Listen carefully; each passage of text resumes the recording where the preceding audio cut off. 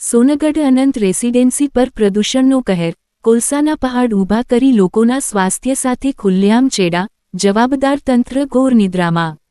તાપી જિલ્લાના સોનગઢમાં રહેણાંક વિસ્તારોમાં નિયમોનું ઉલ્લંઘન કરી પ્રદૂષણ ફેલાવવાનો વધુ એક કિસ્સો સામે આવ્યો છે. સોનગઢમાં આવેલી અનંત રેસિડેન્સીની બિલકુલ અડીને કોલસાના મોટા ઢગલા કરી દેવામાં આવ્યા છે.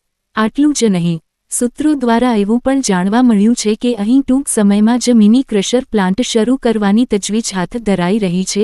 કોલસાના આ ડગલાઓમાંથી ઉડતી ઝીણી ધૂળ સીધી લોકોના ઘરોમાં પ્રસરી રહી છે, જેના કારણે તકલીફ અને ફેફસાના રોગો થવાનો ગંભીર ભય સતાવી રહ્યો છે. સોસાયટીના રહીશોનું કહેવું છે કે જો રહેણાંક વિસ્તારની વચ્ચે જ આવા પ્રદૂષણકારી એકમો શરૂ થશે તો અમારે જીવવું મુશ્કેલ બની જશે. આ મામલે સ્થાનિકોમાં ભારે રોષ જોવા મળી રહ્યો છે. શું ગુજરાત પ્રદૂષણ નિયંત્રણ બોર્ડ (જીપીસીબી) અને સ્થાનિક નગરપાલિકા આ બાબતથી અજાણ છે કે પછી જાણી જોઈને આંખ આડા કાન કરવામાં આવી રહ્યા છે? રહીશોએ હવે એક માંગ કરી છે કે જિલ્લા કલેક્ટર અને પ્રદૂષણ વિભાગ તાત્કાલિક ધોરણે આ સ્થળની તપાસ કરે અને પર્યાવરણના નિયમોનું ઉલ્લંઘન કરનારા તત્વો સામે કડક કાયદાકીય કાર્યવાહી કરવામાં આવે. जी, मैं आनंद अजीत शाहनी उकाई से रहता हूँ. मेरा सोनगढ़ यहाँ पे अभी घर बन रहा है अनंत रेसिडेंसी में. ये अनंत रेसिडेंसी का गेट है, सोसाइटी का ये मेन गेट यहाँ पे पीछे दिया हुआ है. इसके ही सामने अभी आप देख सकते हो कि यहाँ पे अभी कोलसे का लोडिंग उतर रहा है सब, और इसके सामने इन लोगों ने मिनी क्रशर बना के रख दिया है, जिसमें कि इन लोग कोलसा और मिट्टी को अलग करने वाले. और यहाँ देख सकते हो कि आजू बाजू रेसिडेंस एरिया है और सामने भी रेसिडेंस एरिया है. तो ये जो क्रशर अगर कल उठ के कंटिन्यू हो गया और ऐसे ही कंटिन्यू वर्किंग बेस पे रहेगा तो इसका जो डस्ट है वो सब ऑन रोड वहाँ पे पब्लिक को भी उड़ रहा है, घरों में भी जा रहा है. और एक्चुअल है ये कोलसा.